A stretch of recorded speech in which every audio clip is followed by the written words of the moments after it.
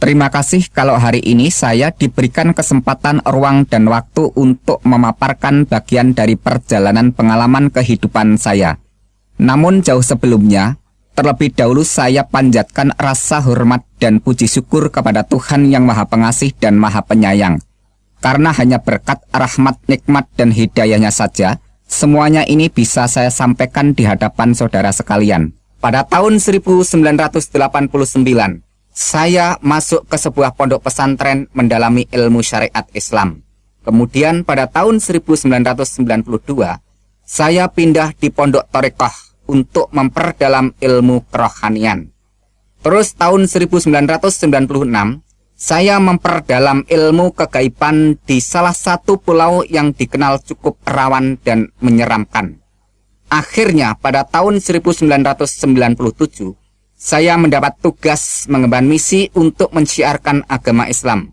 Dan waktu itulah kami berambisi sekali untuk mengislamkan orang-orang Kristen. Kenapa sasaran kami tertuju kepada orang-orang Kristen? Sebab yang pertama, agama Kristen merupakan ancaman yang sangat membahayakan bagi kehidupan generasi Islam yang akan datang. Yang kedua, ajaran agama Kristen merupakan lawan bebuyutan yang terang-terangan bertentangan dan menjungkir balikan akidah iman orang Islam yang berasaskan ketauhidan atau keesaan Allah Subhanahu wa Ta'ala. Di manakah letak pertentangan dan di manakah letak kontradiksi pernyataan iman orang Islam dan iman orang Kristen? Saya ajak saudara-saudari yang terkasih untuk bersama-sama saya membaca dan membuka kitab Al-Quran supaya saya tidak dituding asal bunyi atau asbun. Pertentangan yang pertama, masalah dogma Trinitas atau Tritunggal, yaitu Allah Bapa, Allah Anak, Allah Roh Kudus. Hal ini dikecam keras oleh Al-Quran. Laqad kafara alladziina qalu innallaha salisu salasa wa ma min ilahin illa ilahum wahid, yang artinya sesungguhnya kafirlah orang-orang yang mengatakan bahwasanya Allah salah satu dari yang tiga. Padahal sekali-kali tidak ada Tuhan selain Tuhan yang Esa. Quran Surat Al-Maidah ayat yang ke-73. Dengan demikian disebut kafir kalau ada orang yang mengatakan Allah itu tiga. Sebab iman orang Islam menegaskan bahwa Allah itu Esa. Qul huwallahu ahad. Katakanlah dialah Allah yang Maha Esa. Quran Surat Al-Ikhlas ayat yang pertama. Pertentangan yang kedua, agama Kristen mengajarkan bahwa Allah itu mempunyai anak yang disebut dengan istilah anak Allah. Hal ini disangkal keras oleh Al-Quran. Lam yalid wa lam yulad.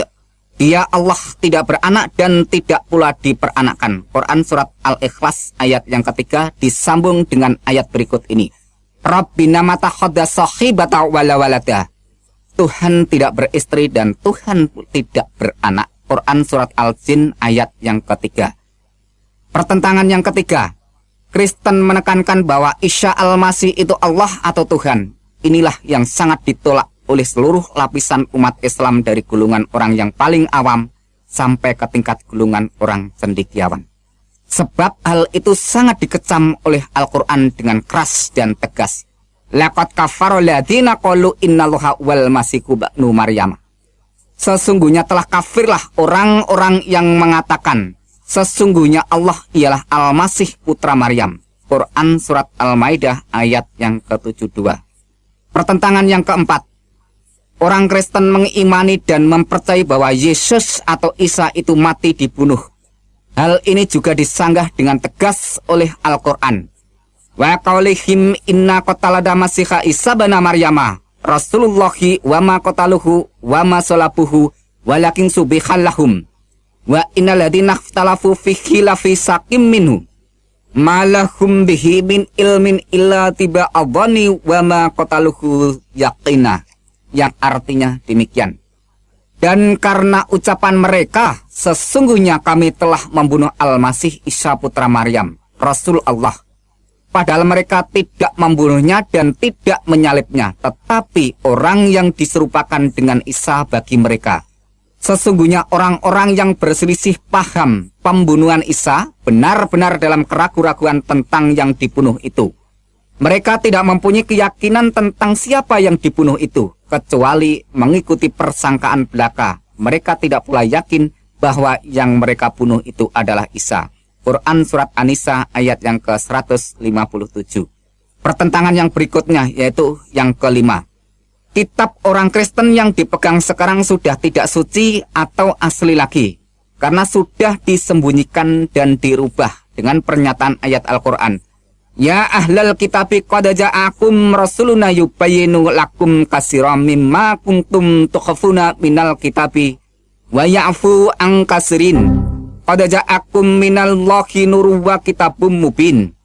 Hai ahli kitab, sesungguhnya telah datang kepadamu rasul kami, menjelaskan kepadamu banyak dari sisi Alkitab yang kamu sembunyikan dan dibiarkannya. Sesungguhnya telah datang kepadamu cahaya dari Allah dan kitab yang menerangkan. Quran Surat Al-Maidah ayat yang ke-15 yang disambung dengan ayat berikut ini. Afatadma'una ayyaminu lakum wa qad kana fariqum minhum yasma'una kalamallahi summa yuqarifunahu min ba'dima aqaluhu wa hum ya'lamun. Yang artinya, apakah kamu masih mengharapkan mereka akan percaya kepadamu? Padahal segolongan dari mereka mendengar firman Allah, lalu mereka mengubahnya setelah mereka memahaminya, sedang mereka mengetahui. Quran Surat Al-Baqarah ayat yang ke-75. Dengan pernyataan ayat-ayat yang sudah saya ucapkan tadi, dengan dukungan penjelasan Injil Barnabas yang pada waktu itu saya baca sebagai rujukan, di mana kesimpulan penjelasan Injil Barnabas mengatakan bahwa yang disebut atau dikatakan Mesias, yaitu penyelamat, itu adalah Kanjeng Nabi besar Muhammad Shallallahu Alaihi Wasallam. Melihat data-data yang cukup akurat dan kuat, maka dengan demikian orang Kristen telah distempel dengan label atau dicap dengan sebutan orang kafir. Mulai dari semua penjelasan pernyataan tadi, serta dengan sebuah pegangan keyakinan Al-Quran Surat Al-Imran ayat 19, yang demikian bunyinya, Inna dina indallahi Islam. Sesungguhnya agama di sisi Allah hanyalah Islam. Dengan kata lain, hanya agama Islam yang diridhoi Allah. Hanya agama Islam yang dibenarkan Allah. Maka, semua agama selain Islam tidak benar. Dengan demikian, semua pengikut agama selain Islam orangnya disebut kafir. Melihat kenyataan seperti itulah saya merasa kasihan terhadap orang-orang yang memegang keyakinan ajaran iman kekristenan, yang menyembah Nabi Isa Al-Masih sebagai Allah yang Maha Pengasih, Allah yang Maha Pengampun dosa, Allah yang menyelamatkan umat manusia. Padahal ajaran agama Islam mengatakan Allah itu mukhalafatuhu lil khawatisi, yaitu wujudnya tidak serupa dengan makhluknya. Mengapa Isa Al-Masih dianggap sebagai Allah yang kelihatan? Sangat mengherankan. Sebodoh itukah semua orang Kristen? Begitu buta mata hati rohani semua umat Kristen di dunia ini. Sungguh kasihan benar kalau orang Kristen semua nanti mati dimasukkan ke penjara api neraka jahanam. Maka dari itu saya berambisi sekali untuk menjelaskan keimanan Islam kepada orang-orang Kristen supaya tidak menyimpang jauh imannya. Tetapi ketika saya membaca sebuah majalah rohani orang Kristen, di situ saya temukan penjelasan seorang pendeta yang menguraikan tentang keesaan Tuhan yang diambil dari Ulangan 6 ayat yang keempat yang demikian bunyinya. Shema Yisrael Yahweh Elohinu Yahweh Echad, yang artinya, dengarlah hai orang Israel, Tuhan itu Allah kita, Tuhan itu Esa. Demikian waktu itu saya baca. Ternyata orang Kristen sendiri tidak mengimani bahwa Allah itu tiga. Tidak seperti yang saya bayangkan selama itu. Jadi sebelum saya pergi untuk mengislamkan orang Kristen, saya memutuskan terlebih dahulu untuk mempelajari tentang iman orang Kristen yang sebenarnya. Di awal tahun 1997 itulah, secepatnya saya melangkah keluar rumah, berangkat menuju ke salah satu daerah Jawa Tengah untuk syiar agama Islam, dengan sasaran langsung terjun campur dan berbaur ke rumah orang Kristen untuk mendialogkan keyakinan, keimanan, dan kebenaran ilahi yang hakiki. Setiap hari saya beradu argumentasi, bahkan sampai berbulan-bulan saya perdebatkan dengan orang-orang Kristen yang sudah belajar di meja teologia, maupun yang sudah menyandang gelar STH sampai MTH. Tapi, tak satu pun orang Kristen pada waktu itu yang sanggup menyanggah dan menggoyahkan keyakinan Islam saya. Bahkan seringkali saya serang dengan bermacam-macam pertanyaan yang membuat mereka belepotan dan keteteran di dalam memberikan jawaban yang selalu berputar-putar dan sangat menyimpang dari sasaran kebenaran yang semakin membingungkan pikiran saya. Namun, sampai suatu hari saat saya habis sholat duhur, saya memonitor dan memantau dari kejauhan jalannya ibadah orang-orang Kristen. Saya berpikir lucu, aneh, sangat menggelikan, pakai nyanyian-nyanyian, tepuk tangan, dan tangis-tangisan. Saya malah dibuat bertambah kebingungan bercampur keheranan dan penasaran. Setelah tangisnya pada reda, semua orang bergiliran mengucap syukur dengan suara yang keras. Di situ sungguh-sungguh saya perhatikan atas semua yang diucapkan dan kedengaran di dalam telinga saya, semua lafal kata yang diucapkan sama. Seingat saya demikian kata-kata bunyinya. Ya Tuhan, kami mengucap syukur atas kasih karunia keselamatan yang telah Tuhan anugerahkan kepada kami. Kata-kata inilah yang terus terngiang-ngiang siang dan malam di dalam telinga saya.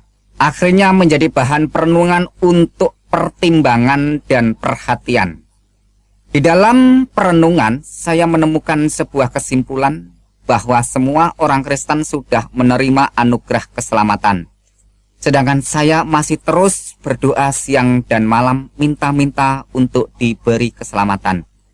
Allahumma inni as'aluka selamatan fid dunya wal akhirah. Ya Allah, berikanlah aku keselamatan di dunia dan di akhirat. Rabbana atina fid dunya hasanah wa fil akhirati hasanata wa qina adzabannar. Ya Tuhan, berikanlah kami kebaikan di dunia dan kebaikan di akhirat. Wa qina adzabannar, dan jauhkanlah kami dari azab atau siksa neraka jahanam. Di samping itu, saya juga mendoakan Kanjeng Nabi Muhammad serta keluarganya supaya diselamatkan. Allahumma sholli ala syahidina Muhammad wa ala ali syahidina Muhammad. Ya Allah, berikanlah keselamatan kepada junjungan Kanjeng Nabi besar Muhammad Sallallahu Alaihi Wasallam, dan selamatkan juga kepada seluruh keluarga Kanjeng Nabi Muhammad. Dari situ saya bertambah semangat untuk mengkaji lebih dalam pernyataan ayat-ayat Al-Quran. Mulai dari surat Al-Fatihah sampai surat Anas, yang saya bacakan langsung aja. Surat Al-Fatihahnya demikian bunyinya. Bismillahirrahmanirrahim. Alhamdulillahirabbil alamin arrahmanirrahim maliki yaumiddin.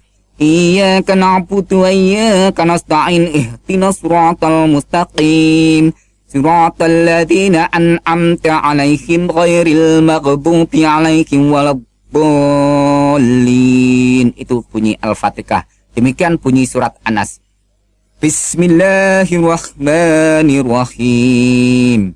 Qul a'udzu birabbin nas malikin nas ilahin nas min syarril waswasil khannas alladzi yuwaswisu fi sudurin nas minal jinnati wan nas. Itu bunyi surat An-Nas. Nah, perlu saudara ketahui di mana penekanan surat Al-Fatihah terletak pada ayat yang kelima dan yang keenam, yang mana manusia diperintahkan untuk menyembah dan meminta pertolongan hanya kepada Allah saja, supaya manusia diberi hidayah atau petunjuk oleh Allah, jalan yang lurus. Iyyaka na'budu wa iyyaka nasta'in ihdinas siratal mustaqim. Iyyaka na'budu wa iyyaka nasta'in. Hanya kepadamulah kami menyembah dan hanya kepadamulah kami mohon pertolongan. Pertolongan apakah yang saya minta ini? Ihdinas siratal mustaqim. Tunjukilah kami ke jalan yang lurus. Di manakah jawaban mengenai tentang permohonan atau permintaan supaya saya diberi petunjuk jalan yang lurus itu? Maka pada waktu itu saya buka-buka pernyataan ayat-ayat Al-Quran. Dan akhirnya saya temukan jawaban permohonan saya mengenai tentang permintaan diberi jalan yang lurus. Wa innahu la'ilmu lisya'ati fala tamtaruna biha wa tabi'uni hadha siratum mustaqim. Wa innahu la'ilmu lisya'ati. Dan sesungguhnya Isa benar-benar memberikan pengetahuan tentang hari kiamat. Fala tantaruna biha, dan jangan ragu-ragu tentang hari kiamat itu. Wa tabi'uni hadha siratum mustaqim. Dan ikutlah aku, inilah jalan yang lurus. Itu artinya, yaitu di dalam surat Az-Zukhruf ayat yang ke-61. Jadi jawaban yang saya mohon terletak di sini bahwa saya minta diberi petunjuk jalan yang lurus. Ihdinas siratal mustaqim, tunjukilah kami ke jalan yang lurus. Dijawab oleh Allah dalam pernyataan surat Al-Zukhruf ayat yang ke-61 yang berbunyi, Wattabi'uni hadas siratum mustaqim, ikutlah aku, inilah jalan yang lurus. Ya, Allah sudah memberikan jawaban kepada saya untuk memberikan petunjuk jalan yang lurus, yaitu ikutlah aku, inilah jalan yang lurus. Wattabi'uni hadas siratum mustaqim.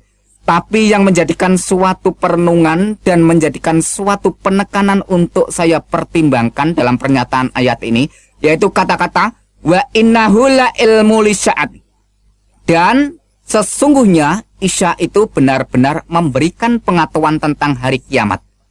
Sungguh ini menjadikan suatu perenungan bagi saya. Siapa sebenarnya Isa itu? Menurut laporan Al-Quran diterangkan bahwa Isa itu benar-benar memberi pengetahuan tentang hari kiamat.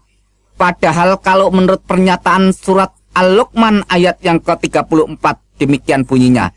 Innallaha indahu ilmu lisya'ati wa nudazzilu ghais, yang artinya sesungguhnya Allah hanya pada sisinya sajalah pengetahuan hari kiamat itu.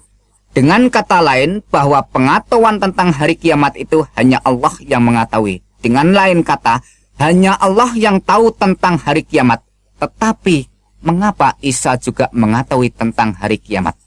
Pada saat itu saya bertanya-tanya, lalu siapakah sebenarnya sosok manusia yang bernama Isa Al-Masih itu?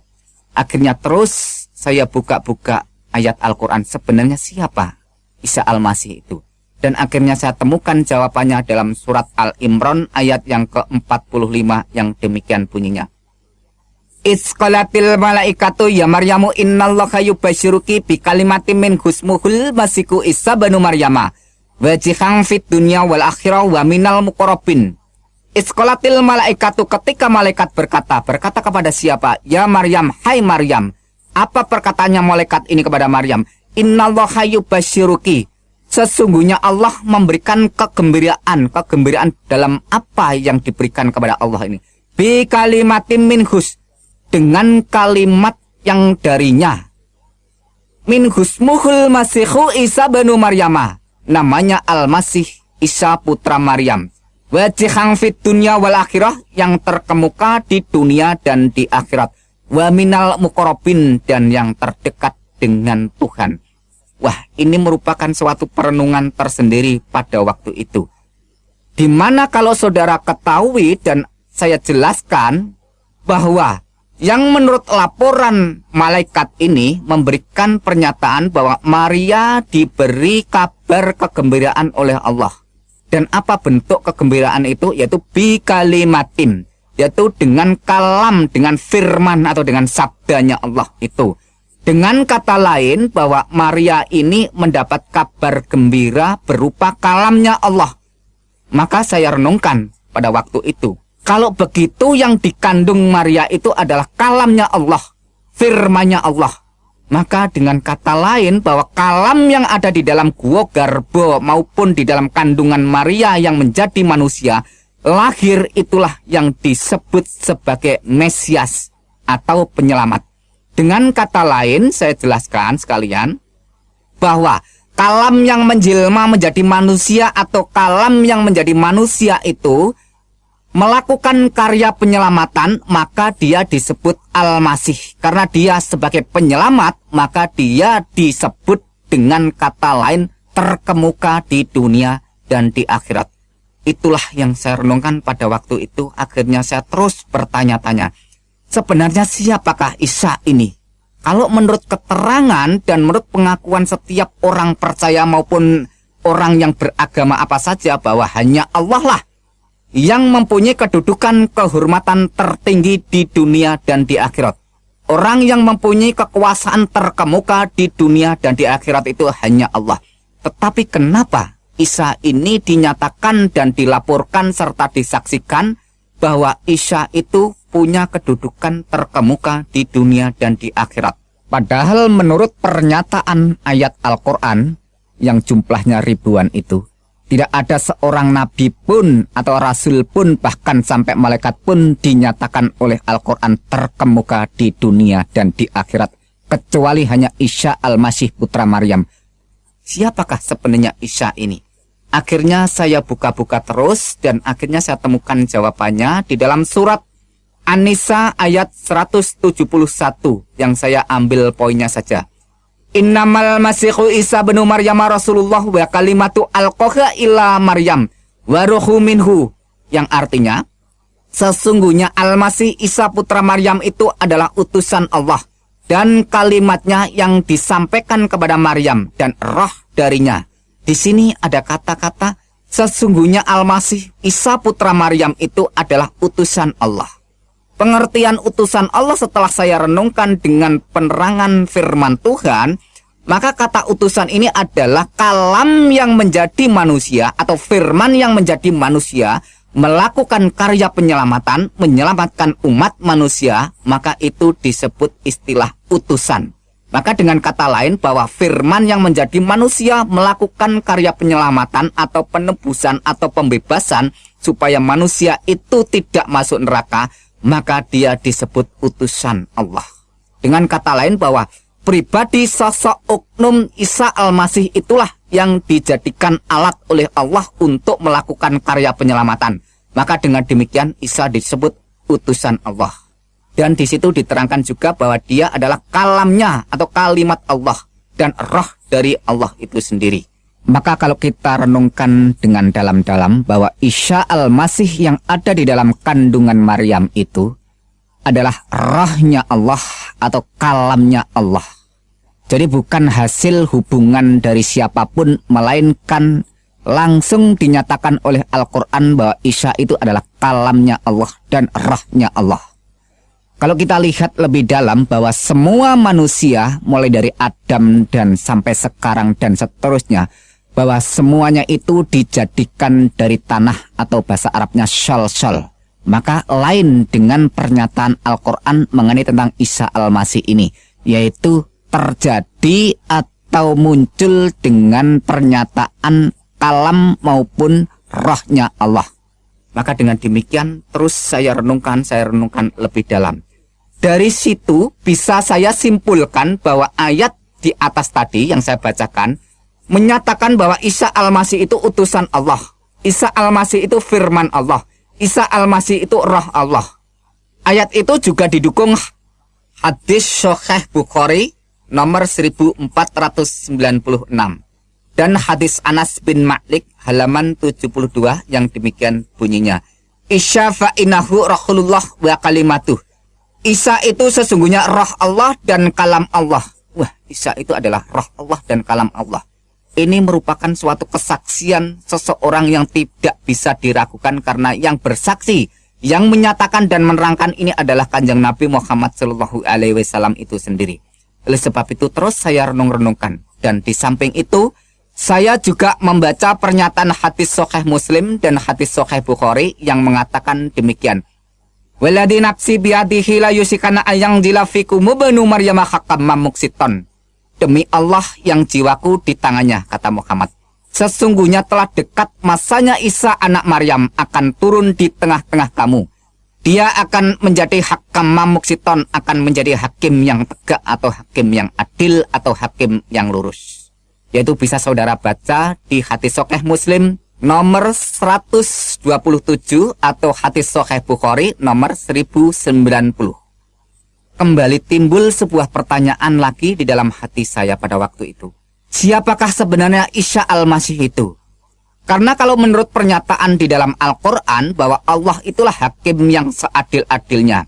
Alaihissallahu bi'ahamil hakimin. Bukankah Allah hakim yang seadil-adilnya? Yaitu Quran surat At-Tin ayat yang ke-8. Mengapa Isa Al-Masih dinyatakan dan disaksikan baik itu Al-Quran maupun Kanjeng Nabi Muhammad sendiri sebagai hakim yang seadil-adilnya?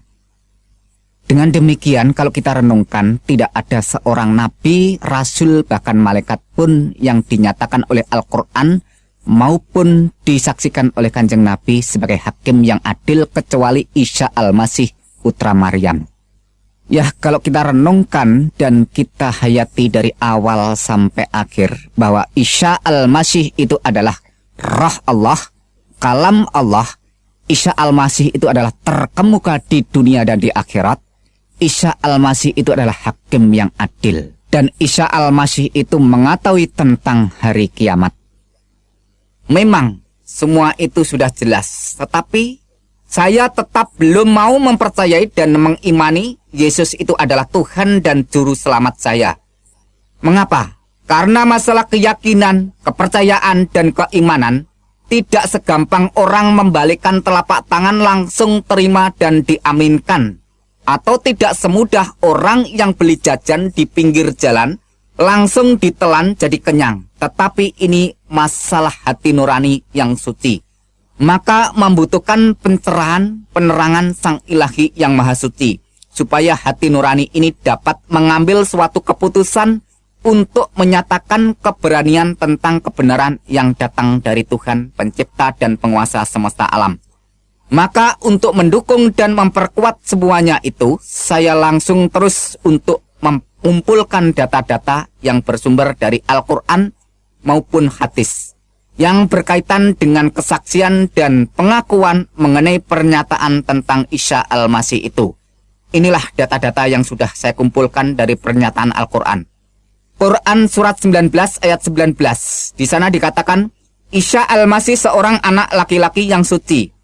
Quran 19 ayat yang ke-21.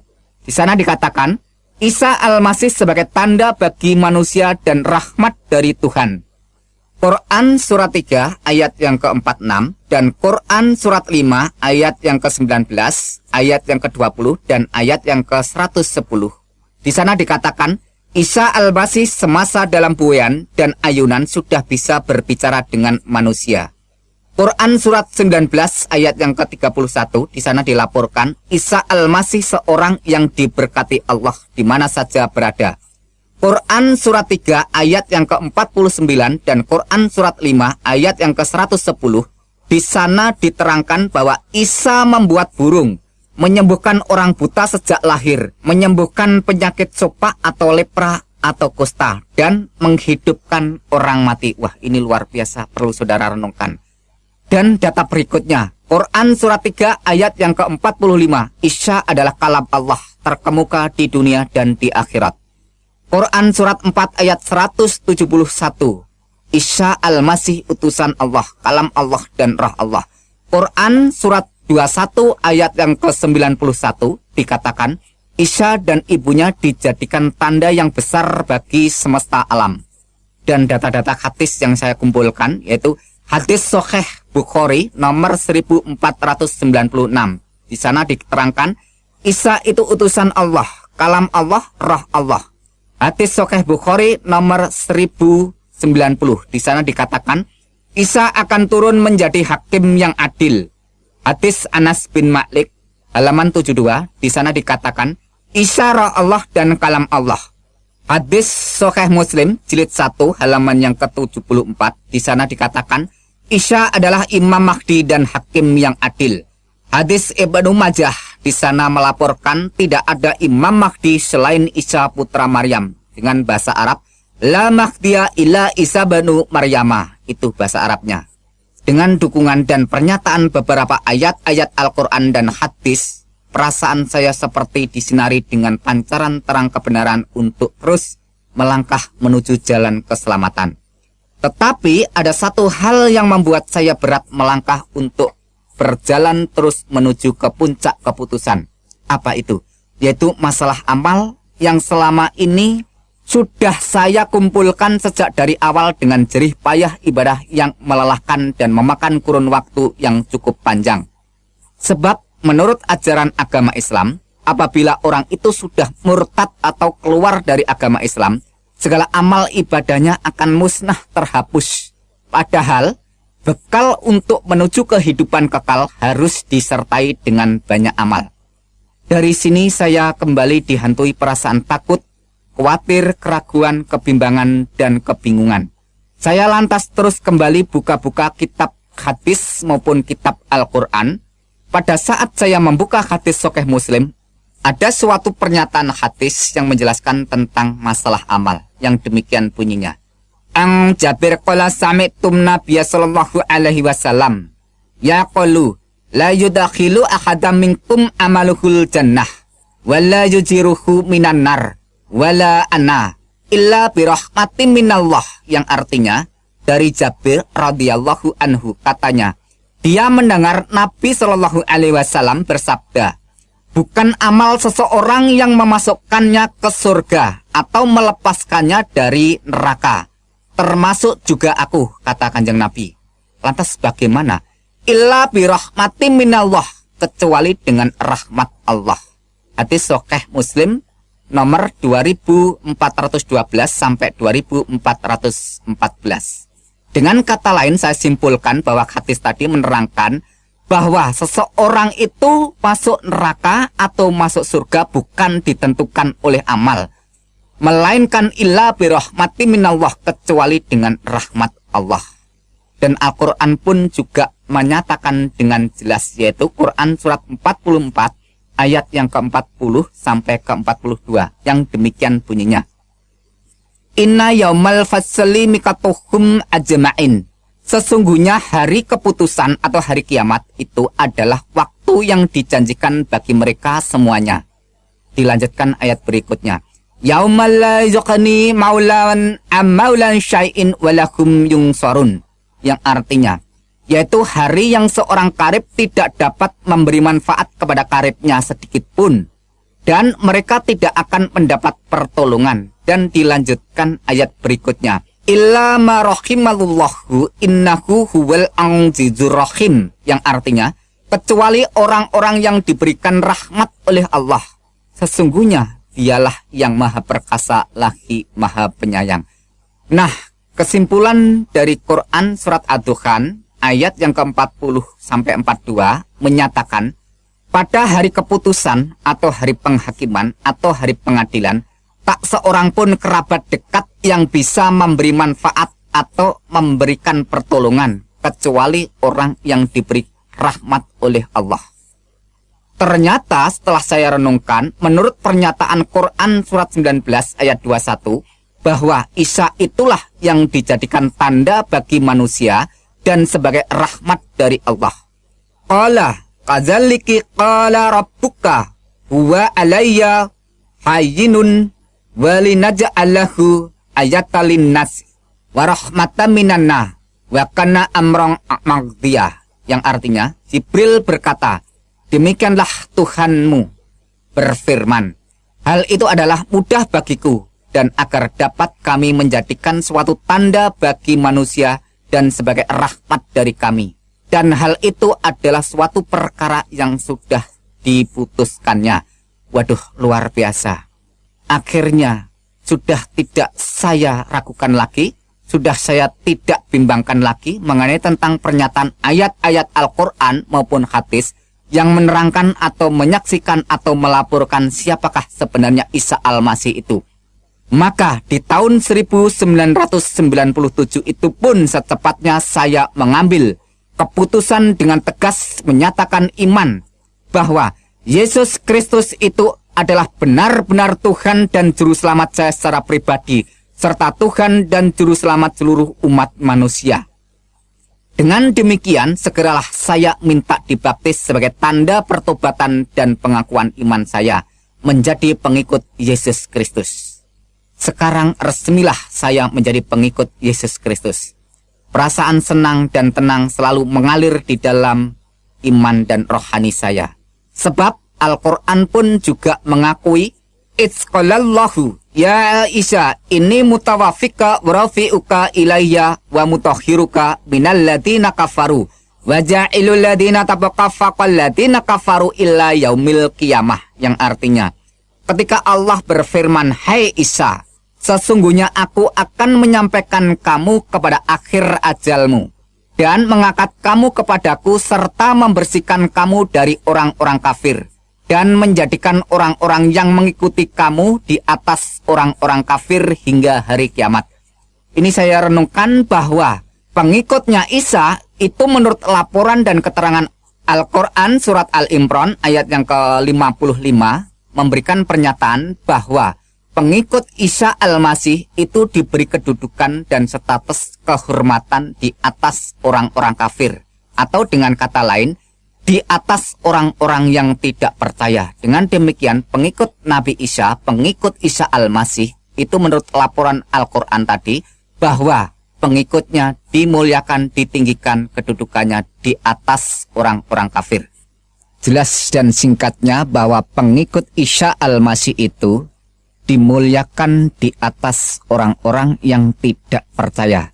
Sampai kapankah pernyataan ini? Menurut ayat berikutnya dijelaskan, illa yaumil kiamah, sampai hari kiamat. Jadi perlu saudara ketahui bahwa sampai saat ini belum terjadi hari kiamat. Maka dengan demikian, siapa saja yang mau percaya dan mau menjadi pengikut Isa Al-Masih dinyatakan oleh Al-Quran dimuliakan di atas orang-orang kafir. Maka dengan pernyataan ayat-ayat Al-Quran dan penjelasan hadis itu, iman saya sebagai pengikut Yesus Kristus semakin dikuatkan dan mantap.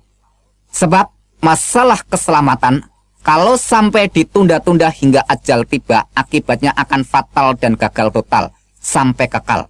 Sesal dan kesal tiada artinya karena sudah tidak ada jalan keluarnya. Karena itu saya cepat-cepat bertobat sebelum terlambat. Sebab Al-Quran sendiri sudah mengingatkan semua orang dengan tegas dan keras. Wa iminkum ila wariduha kana ala rabbika katman magdiya. Dan tidak seorang pun daripadamu melainkan mendatangi neraka. Hal itu bagi Tuhanmu adalah suatu kepastian yang sudah ditetapkan. Quran surat 19 ayat yang ke-71. Bisa saudara baca di dalam tafsir Al-Azhar oleh Profesor Dr. Hamka. Di sana ditegaskan dengan jelas bahwa semua orang masuk neraka, tidak pandang bulu dia berbuat baik atau berbuat jahat. Semuanya dinyatakan masuk neraka. Nah, kenapa semua orang masuk neraka? Karena ada ayat Al-Quran yang berbunyi demikian. Innahu mayati rabbahu mujrimang fa innalahu jahannam la yamutu fiha wala yahya. Yang artinya, sesungguhnya barang siapa datang kepada Tuhannya dalam keadaan berdosa, maka sesungguhnya baginya neraka jahanam. Ia tidak mati di dalamnya dan tidak hidup. Yaitu Quran surat 20 ayat yang ke-74. Nah, dengan kata lain bahwa setiap orang itu kalau ada dosa menghadap Tuhan, maka baginya adalah neraka jahanam. Di sana tidak diterangkan dosa besar atau kecil, berat atau ringan, asal manusia itu sudah berbuat dosa, maka akibatnya adalah neraka jahanam kalau sampai datang di hadapan Tuhan. Setelah saya pelajari di dalam Alkitab bahwa Yesus itu mati untuk menanggung dosa umat manusia. Dan di situ setelah 3 hari bangkit kembali. Maka dengan demikian Yesus Kristus memberikan pernyataan, man amana wa atamada khalas wa ma lam yu'miyudan. Barang siapa yang percaya dan dibaptis diselamatkan. Tetapi barang siapa yang tidak percaya akan dihukum. Jadi jelasnya bahwa Yesus mati itu untuk menebus dosa umat manusia. Tetapi yang menjadikan suatu perenungan bahwa selama itu saya tidak mengakui kalau Isa atau Yesus itu mati. Namun setelah saya renungkan kembali dalam pernyataan Al-Quran bahwa Isa itu benar-benar lahir, benar-benar mati, dan benar-benar bangkit. Hal semacam ini diterangkan oleh Quran surat Maryam ayat yang ke-33. Yang di sana langsung saya terjemahkan bahasa Indonesianya saja. Dan kesejahteraan semoga dilimpahkan kepadaku. Maksudnya adalah Isa Al-Masih. Pada hari aku dilahirkan, yaitu pada hari Isa Al-Masih dilahirkan. Pada hari aku meninggal, yaitu pada hari Isa Al-Masih meninggal. Dan pada hari aku dibangkitkan, yaitu pada hari Isa Al-Masih dibangkitkan, hidup kembali. Dengan kesimpulan kronologis ayat di atas, pertama, dilahirkan atau hidup, kedua, meninggal atau mati, ketiga, bangkit atau keluar dari kubur, dan keempat, hidup kembali, alias realita kenyataan bahwa yang hidup kembali setelah mengalami kematian itu bukan setan, bukan siluman, dan bukan tipuan, melainkan benar-benar Isa. Jadi yang jelas urut-urutannya, lahir, meninggal, bangkit, hidup kembali. Dan sekarang kita buka lagi Quran surat Al-Imran ayat yang ke-55. Kita ambil poinnya saja. Hai Isa, sesungguhnya aku akan menyampaikan kamu kepada akhir ajalmu dan mengangkat kamu kepadaku. Dengan kata lain, kesimpulannya, Allah akan menyampaikan ajal atau kematian Isa, dan Allah akan mengangkat Isa kepadanya.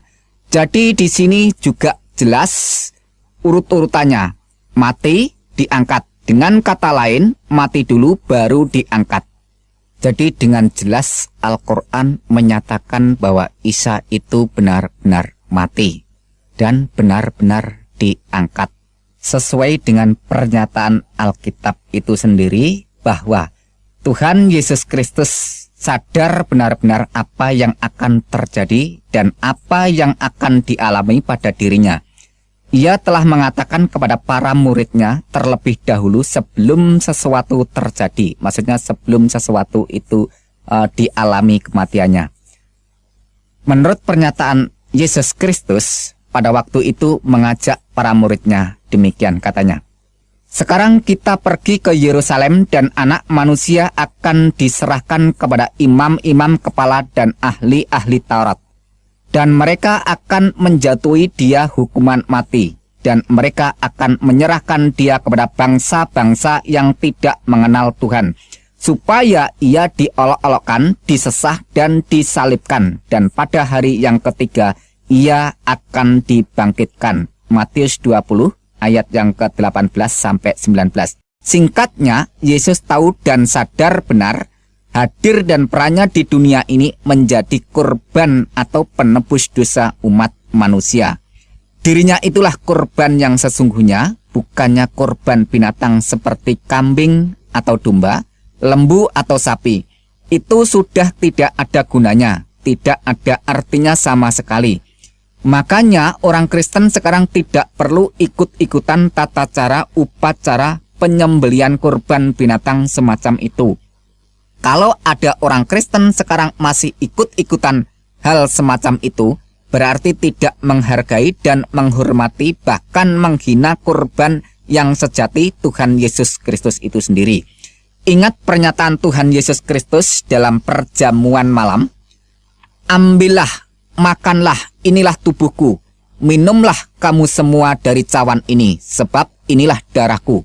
Darah perjanjian yang ditumpahkan bagi banyak orang untuk pengampunan dosa. Matius 26 ayat 26 sampai 28. Dengan demikian, percaya iman sepenuh kepada Tuhan Yesus Kristus, orang itu hidupnya dijamin dengan pasti masuk surga. Tidak ada istilah kata mudah-mudahan masuk surga. Kenapa demikian? Sebab Tuhan Yesus Kristus sudah membuktikan bahwa ia sekarang ada di surga. Bahwa ia sekarang berkuasa di surga. Inilah rahasia iman Kristen, korban penyalipan, kematian, dan kebangkitan Tuhan Yesus Kristus. Kalau Yesus Kristus tidak bangkit hidup kembali, imannya orang Kristen mubazir sia-sia. Sebab mengimani pribadi dan ajarannya tapi tidak membuktikan apa-apa. Mengajar kebangkitan tapi dia sendiri tidak bangkit.